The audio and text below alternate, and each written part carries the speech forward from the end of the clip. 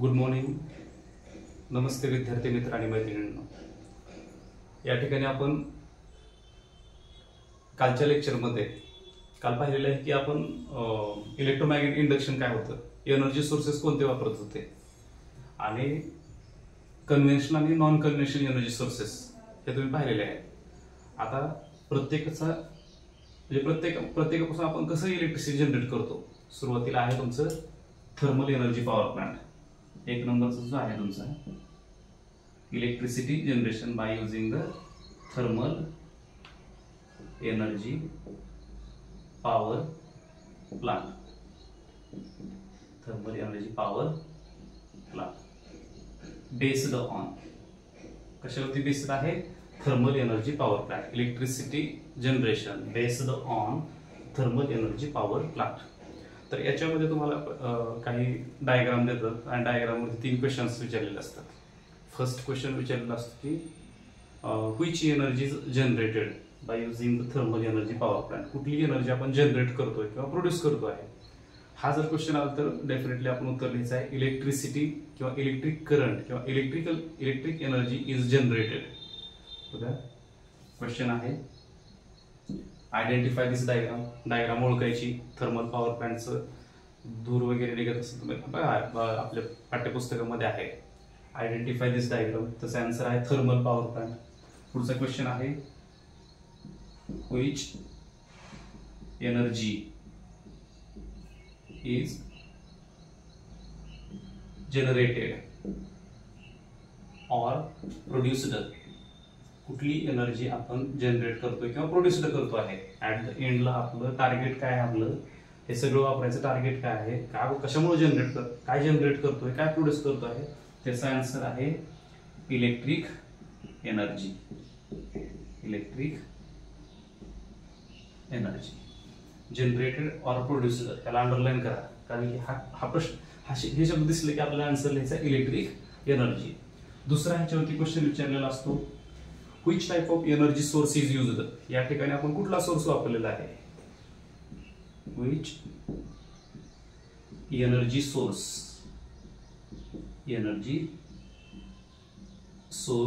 Is used. कुठला energy source वापरलेला आहे आपण? कोल. कुठला एनर्जी सोर्स वापरलेला आहे ह्याच्यामध्ये? कोल. तिसरा क्वेश्चन ह्याच्यावरती विचारतात which type of energy is present in the coal. कोलमध्ये कुठली एनर्जी असते? Which type of energy present in coal. Present in coal. कोलमध्ये कुठली एनर्जी असते? तर आपल्याला माहित आहे कोलमध्ये कुठली एनर्जी असते? Chemical energy. Chemical energy. त्याचा आन्सर आहे chemical energy. Chemical energy present असते कशामध्ये? कोलमध्ये. परत एकदा सांगतो 3 क्वेश्चन डायग्राम देतात. आयडेंटिफाय दिस डायग्राम असा क्वेश्चन असतो आणि त्या डायग्रामवरती फर्स्ट क्वेश्चन असतो आयडेंटिफाय दिस डायग्राम. त्याचा डायग्रामचं आन्सर आहे की this is a thermal power plant किंवा electricity generation based on thermal energy power plant. त्याच्यामध्ये सेकंड क्वेश्चन आहे which energy is generated or produced. कुठली एनर्जी जनरेट करतो किंवा प्रोड्यूस करतो आहे? Electric energy is produced. Second question आहे which energy source is used. त्याच्यामध्ये कुठला एनर्जी सोर्सला अंडरलाईन करा. काय सोर्स वापरला आहे? आन्सर आहे कोल. थर्ड क्वेश्चन आहे which type of energy is present in the coal. कोलमध्ये कुठल्या टाइपची एनर्जी असते? कोलमध्ये असते केमिकल एनर्जी. असे 3 क्वेश्चन 3 मार्कावर तुम्हाला पडू शकतात डायग्रामच्या बेसवरती. पुढचा पॉइंट आहे आपला जो याच्यामध्ये पाहायचा आहे की याचा फ्लो चार्ट आहे. एनर्जीचा फ्लो चार्ट किंवा कॉम्पोनंटचा फ्लो चार्ट याच्यामध्ये विचारतात. एखाद्या ठिकाणी तुम्हाला बॉक्स दिलेला असतो, डायग्रामवरती क्वेश्चन असतो. आता याच्यामध्ये थर्मल एनर्जी पॉवर प्लांट मध्ये आपल्याला काय वापरतो आपण? सुरुवातीला एनर्जी सोर्स काय वापरला आपण? Coal. Coal as a energy source. सुरुवातीला आपण काय वापरलेलं आहे? Coal as a energy source. त्याच्यानंतर पुढे काय वापरतो आपण? कोलच्या नंतर boiler. boiler to produce the steam. To produce steam, boiler किंवा सिस्टीम, एक अशी सिस्टीम वापरतो त्याला आपण बॉयलर म्हणतो टू प्रोड्यूस द स्टीम. आता कोळसा जाळला आपण या ठिकाणी, त्या कोळसा जाळल्यानंतर पुढं एक सिस्टीम आहे, ज्या सिस्टीम मध्ये आपण काय करतो, स्टीम तयार करतो. मग त्यासाठी बॉयलर असतो. बॉयलरमध्ये पाणी टाकतात, पाणी गरम होतं, पाणी गरम झाले की वाफ बाहेर पडते. त्याच्यानंतर बॉयलर झाल्यानंतर पुढे आहे स्टीम टर्बाइन, पुढे आहे स्टीम टर्बाइन, नंतर आहे स्टीम टर्बाइन, त्याच्यानंतर पुढे आहे जनरेटर आणि लास्ट आहे इलेक्ट्रिक एनर्जी. लास्ट आहे इलेक्ट्रिक एनर्जी. हा झाला कंपोनंटचा फ्लो चार्ट. परत एकदा बघा कंपोनंटचा फ्लो चार्ट.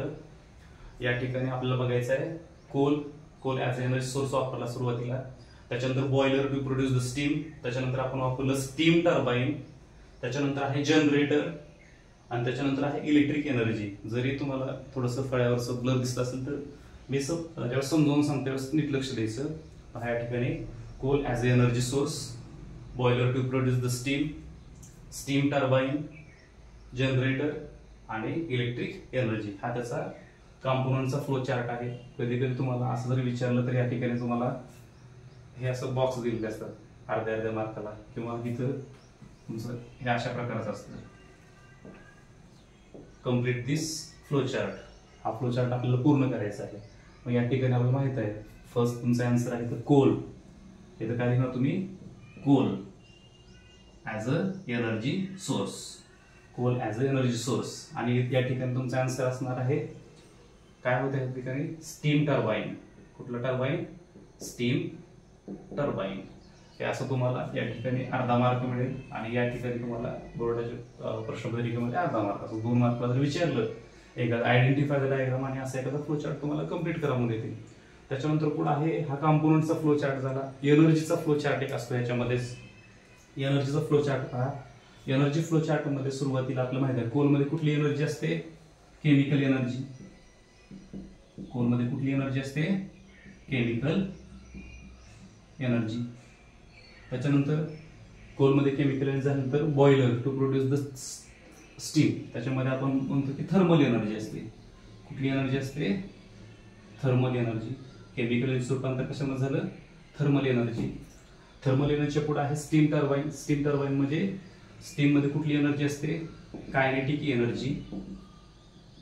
कुठली एनर्जी असते, कायनेटिक एनर्जी इन स्टीम. बघा स्टीम आहे म्हणून कायनेटिक एनर्जी इन स्टीम. त्याच्यानंतर kinetic energy in turbine, kinetic energy in turbine. आणि शेवटी पुढे आहे इलेक्ट्रिक एनर्जी, इलेक्ट्रिक एनर्जी. हे असं तुमचं फ्लो चार्ट आहे एनर्जीचा. परत एकदा सांगतो एनर्जीचा flow chart. Chemical energy in coal, thermal energy, kinetic energy in the steam, kinetic energy in the turbine आणि शेवटी आहे इलेक्ट्रिक एनर्जी. हा झाला कंपोनंटचा फ्लो चार्ट, हा झाला एनर्जीचा फ्लो चार्ट. या कंपोनंटच्या फ्लो चार्ट मध्ये एक आणखी एक पॉइंट राहिलेला आहे. पहा आपण या ठिकाणी जे वॉटर वापरतो बॉयलर मध्ये to produce the steam, steam तयार होते ती स्टीम टर्बाइन वरती पास केली जाते. आता ही जी स्टीम आहे ती स्टीम परत आपण कशामध्ये कन्वर्ट करतोय, रिकन्वर्ट इनटू द वॉटर. ही जी स्टीम आहे ती आपल्याला बॅक कुठे घेऊन जायची आहे, एक सिस्टम आहे. त्या सिस्टम मध्ये काय करतोय आपण, that steam is reconverted into the water. या ठिकाणी आहे system to convert steam into water. आता आपल्याला स्टीमचं रूपांतर वॉटर मध्ये करायचं आहे. त्यासाठी आपल्याला कोणतं सिस्टम लागणार आहे, कंडेन्सर. कंडेन्सर मध्ये ज्यामध्ये ही सिस्टम म्हणजे कोण असतं, कंडेन्सर असतं. कंडेन्सर म्हणजे काय असतं बघा विद्यार्थी मित्रांनो, ज्यातून आपण जी स्टीम तयार झालेली आहे ती तशीच बाहेर जाऊ द्यायची नाही. तसं जर बाहेर जाऊ दिलं तर काय होईल, या ठिकाणी पाणी एवढं लागेल की धरणं तुमचे संपून जातील. म्हणजेच हे पाणी आपल्याला रिसायकल करायचं आहे. यापासून स्टीम तयार करायची, स्टीम पासून परत वॉटर तयार करायचं. मग हे स्टीम पासून वॉटर पुढे कसं तयार करतात, ते जे स्टीम आहे ते कंडेन्सर मधून पास करतात. कशामधून पास करतात? कंडेन्सर. कंडेन्सर म्हणजे असं युनिट असतं ज्याच्यामधून स्टीमचं रूपांतर परत कशामध्ये रूपांतर होतं? वॉटरमध्ये. कूलिंग स्टेशन असतं, थंड, त्या ठिकाणचं कंडेन्सरमध्ये थंड वातावरण असतं आणि जेणेकरून थंड हवा लागल्यानंतर त्या स्टीमचं रूपांतर कशामध्ये होतं? वॉटरमध्ये होतं. ते वॉटर परत बॉयलरमध्ये पास केलं जातं. हे असं हा आहे तुमचा कॉम्पोनंट चार्ट आणि हा आहे तुमचा एनर्जी चार्ट. या ठिकाणी तुमचा इथून इथपर्यंत जो आहे तो कॉम्पोनंट चार्ट आहे. पहा परत एकदा. Coal boiler to produce the steam, steam turbine, that steam is again converted to the water by using the condenser, then generator, and then last one is the electric energy. In this point there is a flow chart of the energy transformation.